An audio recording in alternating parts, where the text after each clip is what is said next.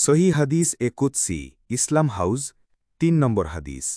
অধ্যায় বিবিধ পরিচ্ছেদ ওয়া ইনতুবদু মাফি আংফুসিকুম আউ তুখফুহু ইউহাসিবকুম বিহিল্লাহু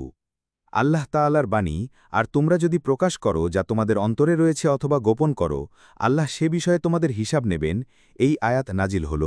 ইবনু আব্বাস রদিয়াল্লাহু আনহু বলেন তখন তাদের অন্তরে কিছু প্রবেশ করল যা পূর্বে তাদের অন্তরে প্রবেশ করিনি অতপর রসুলুল্লাহ সাল্লাল্লাহু আলাইহি ওয়াসাল্লাম বলেন তোমরা বলো শুনেছি আনুগত্য করেছি ও মেনে নিয়েছি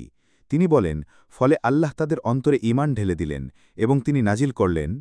লা ইউকাল্লিফুল্লাহু নাফসান ইল্লা উসআহা লাহা মা কাসাবাত ওয়া আলাইহা মাকতাসাবাত রব্বানা লা তুআখিজনা ইন নাসিনা আও আখতানা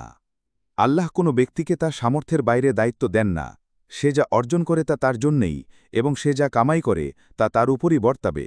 হে আমাদের রব আমরা যদি ভুলে যাই অথবা ভুল করি তাহলে আপনি আমাদেরকে পাকড়াও করবেন না নবী সাল্লাল্লাহু আলাইহি ওয়াসাল্লাম বলেন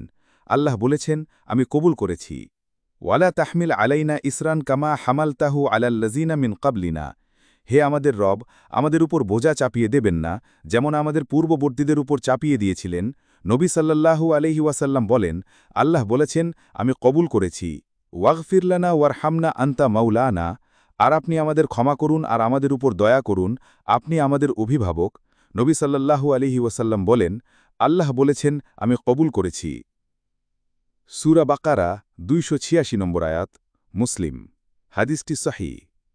হাদিসের মান সহি